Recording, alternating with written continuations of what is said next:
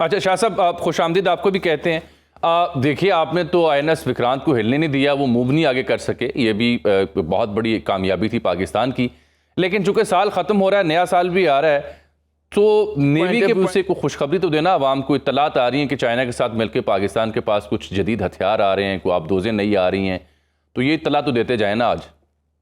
جی بہت شکریہ جامی، مجھے پروگرام میں لینے کا۔ آپ کے توسط سے آپ کے شرکا کو سلام، پوری قوم کو سلام، اور نیا سال مبارک۔ جانے والا سال بہت ساری یادوں کے ساتھ جا رہا ہے، اور اس میں سب سے امپورٹنٹ یاد یہی ہے جس کا آپ نے ذکر کیا ہے کہ مارکہ حق، جی، جس کے بعد پاکستان کو آپ دیکھیے کہ ایک نئی شکل ملی، ایک نئی جہت ملی ہے۔ جہاں تک نیوی کا تعلق ہے، آپ کی بات بالکل ٹھیک ہے کہ اپنے سے کئی گنا بڑی نیوی کو 400 سے 500 میل تک پاکستان نیوی نے دور رکھا۔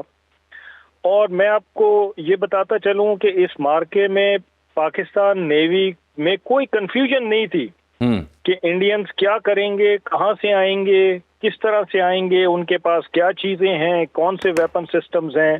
یہ ٹیلی گراف کا آپ کو یاد ہوگا آرٹیکل آیا تھا 9 مئی کو، جی، اور اس نے ایک غلط خبر پوسٹ کی، اس نے غلط فگرز کے ساتھ کھیلا، اور اس نے کہا کہ جی وہ تو بالکل قریب کراچی کے پہنچ گئے، براموس میزائل لگا ہوا ہے اور وہ مار دیں گے اور کراچی کو تباہ کر دیں گے۔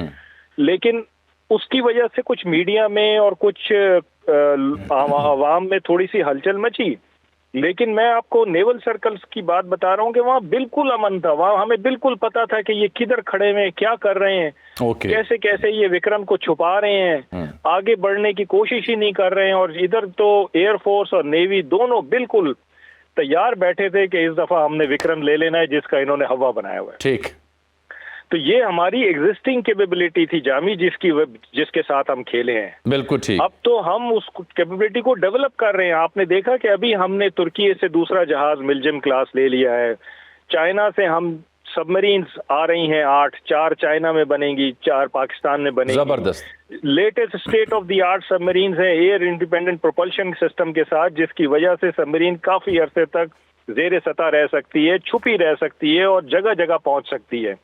تو یہ ایک بہت بڑا تھریٹ ہے جس کی وجہ سے انڈین نیوی میں اور انڈین نیول سرکلز میں بڑی کھلبلی مچی ہوئی ہے۔ نیوی کا بڑا وہ ذکر کرتے ہیں کہ اگلا سندور 2.0 ہم سی سے کھولیں گے، تو اگر سی سے انہوں نے یہ کھولنا ہوتا تو مئی 2025 سے بہترین موقع ان کے پاس نہیں تھا جو انہوں نے گوا دیا۔ 1971 میں ان کے پاس موقع تھا، 1965 میں ان کے پاس موقع تھا، وہ نہیں کر سکے اور نہ وہ کر سکیں گے۔ بالکل ٹھیک، تو بالکل آپ اس میں شانت رہیں کہ سی پہ آپ کی نیوی، آپ کی ایئر فورس دونوں مستعد ہیں، اور انڈین نیوی کا کوئی مقابلہ ہی نہیں ہے ہماری نیوی سے اور ہماری ایئر فورس سے۔ زندہ باد، زندہ باد۔ شاہ صاحب، اس سارے سینیریو میں جو انٹرنیشنلی جو پاکستان کو ملا، پاکستان کی ملٹری لیڈرشپ کو بھی، سویلین لیڈرشپ کو بھی، ٹرمپ ایک مثال ہیں، سعودی عرب کے ساتھ جو دفاعی معاہدہ ہوا، پھر گلف سٹیٹس میں جو ابھی ریسنٹلی گئے ہیں مڈل ایسٹ میں ہمارے فیلڈ مارشل بھی، بنگلہ دیش کے ساتھ جو تعاون میں اور تعلقات میں ایک نیا پہلو ہمیں دیکھنے کو ملا۔ سو آل ٹوگیدر ایک بڑا ڈفرینٹ سینیریو پاکستان کے لیے بدلا ہے، پاکستان کو ریکگنائز کیا جا رہا ہے۔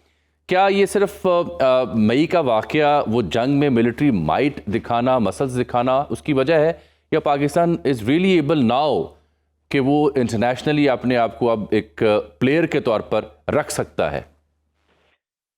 جامی، یہ جب مئی کا واقعہ ہوا نا، تو انڈین اسیسمنٹ جو تھی پاکستان کے بارے میں وہ یہ تھی کہ یہ پولرائزڈ ایک نیشن ہے، اکنامکلی ویک ہے، اور جیسے ہی ہم حملہ کریں گے یہ تتر بتر ہو جائیں گے اور اپنی گورنمنٹ اور فوج کے خلاف اپنے جو بندوقیں ہیں ان کا دہانہ اس طرف کر لیں گے، اور میڈیا جو ہے وہ بھی ان کے خلاف ہو جائے گا۔ یہ ان کی اسیسمنٹ تھی، وچ واز رانگ اسیسمنٹ۔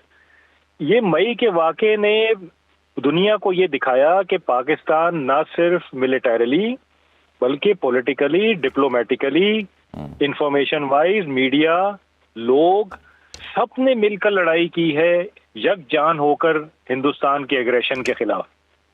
یہ وجہ ہوتی ہے جب آپ کوئی جنگ جیتتے ہیں، جب آپ کے سارے ایلیمنٹس آف نیشنل پاور اکٹھے ہو جاتے ہیں، ایک پیج پر ہو جاتے ہیں، اور دنیا باہر سے یہی دیکھ رہی تھی کہ پاکستان ایز پاکستان کیسے پرفارم کر رہا ہے۔ وہ پاکستان ملٹری کو نہیں دیکھ رہے تھے، وہ پاکستان کی تینوں آرم فورسز کو نہیں خالی دیکھ رہے تھے، وہ دیکھ رہے تھے کہ ان کا میڈیا کیا کر رہا ہے، ان کی پولیٹیکل لیڈرشپ کیا کر رہی ہے, ان کی ڈپلومیسی کیسی جا رہی ہے, ان کی عوام کا کیسا حوصلہ ہے.